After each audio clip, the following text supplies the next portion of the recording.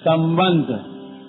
पहले अध्याय में अर्जुन ने युद्ध न करने के विषय में बहुत सी युक्तियां दलीलें दी थी। उन युक्तियों का कुछ भी आदर न करके भगवान ने एकाएक अर्जुन को कायरता रूप दोष के लिए जोर से फटकारा और युद्ध के लिए खड़े हो जाने की आज्ञा दे दी।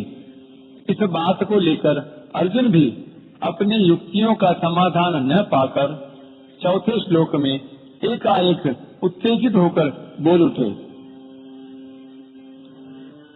अर्जुन उवाच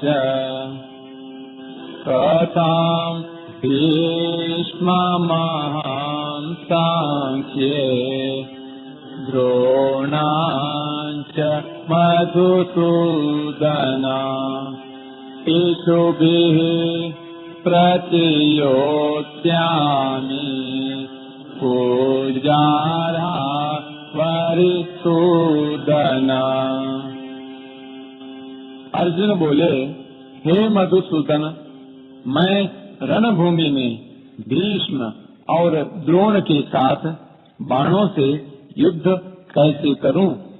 क्योंकि हे अरिसूदन, ये दोनों ही पूजा के योग्य हैं। व्याख्या।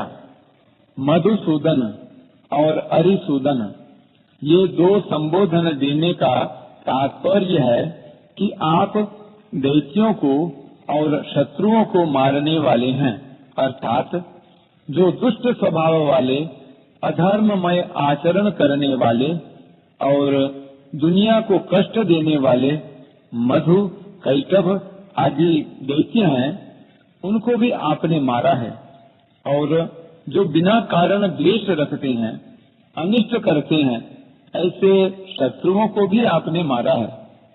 परंतु मेरे सामने तो पितामह भीष्म और आचार्य द्रोण खड़े हैं, जो आचरणों में सर्वथा श्रेष्ठ हैं, मेरे पर अत्यधिक स्नेह रखने वाले हैं और प्यार पूर्वक मेरे को शिक्षा देने वाले हैं।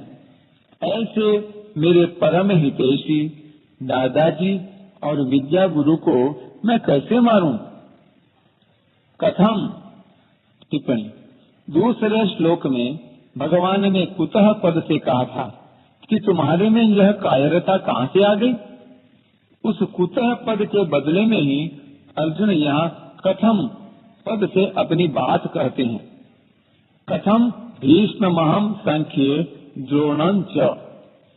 मैं कायरता के कारण युद्ध से विमुख नहीं हो रहा हूँ, प्रत्युत धर्म को देखकर युद्ध से विमुख हो रहा हूँ। परंतु आप कह रहे हैं कि यह कायरता, यह नपुंसकता तुम्हारे में कहाँ से आ गई? आप जरा सोचें कि मैं पितामह भीष्म और आचार्य द्रोण के साथ बाणों से युद्ध कैसे करूं?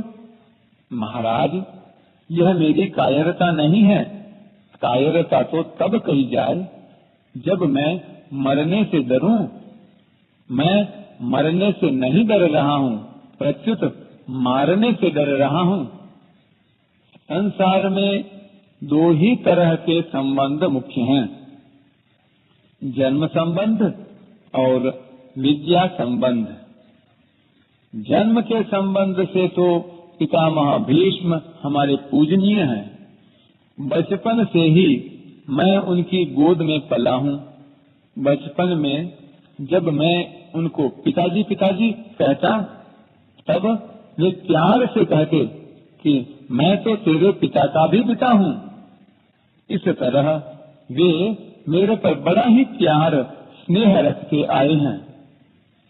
विद्या के संबंध से आचार्य द्रोण हमारे पूजनीय हैं। वे मेरे विद्या गुरु हैं। उनका मेरे पर इतना स्नेह है कि उन्होंने खास अपने पुत्र अश्वत्थामा को भी मेरे समान नहीं पढ़ाया। उन्होंने ब्रह्मास्त्र को चलाना तो दोनों को सिखाया, पर ब्रह्मास्त्र का उपसंहार करना मेरे को ही सिखाया, अपने पुत्र को नहीं। उन्होंने मेरे को यह वरदान भी दिया है कि मेरे शिष्यों में अस्त्र शस्त्र कला में तुम्हारे से बढ़कर दूसरा कोई नहीं होगा। ऐसे पूजनीय पितामह भीष्म और आचार्य द्रोण के सामने तो वाणी से रे तू ऐसा कहना भी उनकी हत्या करने के समान पाप है।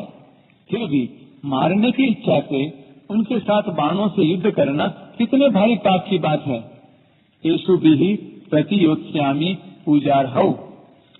संबंध में बड़े होने के नाते पितामह भीष्म और आचार्य द्रोण ये दोनों ही आदरणीय और पूजनीय हैं। इनका मेरे पर पूरा अधिकार है, अतः ये तो मेरे पर प्रहार कर सकते हैं, पर मैं उन पर बाणों से कैसे प्रहार करूं? उनका प्रतिद्वंदी होकर युद्ध करना तो मेरे लिए बड़े पाप की बात है, क्योंकि ये दोनों ही मेरे द्वारा सेवा करने योग्य हैं और सेवा से भी बढ़कर पूजा करने योग्य हैं। ऐसे पूज्य जनों को मैं बाणों से कैसे मारूं?